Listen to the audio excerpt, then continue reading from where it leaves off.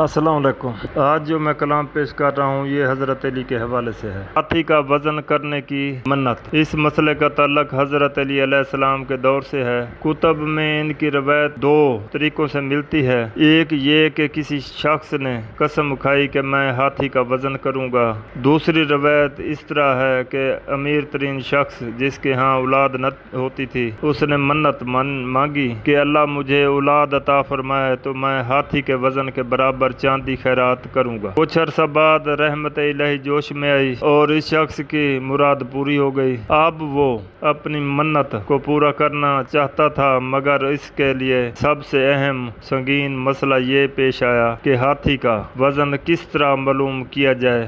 آخرکار یہ شخص حضرت علی علیہ السلام کی خدمت میں حاضر ہوا۔ پہلے تو آپ علیہ السلام نے اسے سمجھایا کہ ایسی بات کیوں کرتے ہو جس کو پورا کرنا مشکل ہو، پورا کرنا مشکل امر ہو۔ تو شخص نے کہا میری یہ منت تھی، اب میں اسے ضرور پورا کروں گا، آپ علیہ السلام میری مدد کریں۔ آپ علیہ السلام نے فرمایا اچھا۔ ایک بڑی کشتی پر ہاتھی کو کشتی پر سوار کرایا گیا۔ جہاں تک کہ کشتی ہاتھی کے وزن سے پانی ڈوبی وہاں تک کشتی پر نشان لگا دیا گیا، پھر ہاتھی کو اس کشتی سے اتار دیا گیا۔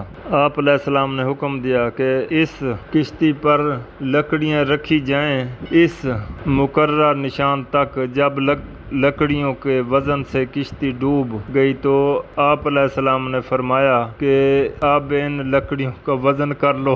جب ان لکڑیوں کا وزن ہوگا، جو ان لکڑیوں کا وزن ہوگا وہی ہاتھی کا وزن ہوگا۔ اسی طرح حضرت علی علیہ السلام نے اس شخص کی مشکل کو آسان کر دیا۔ یہ بہت بڑا فیصلہ تھا جو حضرت علی نے ایک منٹ سیکنڈ آنکھ جھپکنے سے پہلے انہوں نے حل کر دیا۔ حضرت علی کے فیصلے ایسے ہیں کہ انسانی عقل دنگ رہ جاتی ہے کہ نہ تو یہ پڑھے لکھے تھے اتنے، تو نہ یہ سائنس ٹیکنالوجی وغیرہ نہیں جانتے تھے، لیکن یہ کوئی بات تھی ایسی روحانیت کی جو حضرت علی علیہ السلام جانتے تھے، وہ اس بات پہ حاوی تھے۔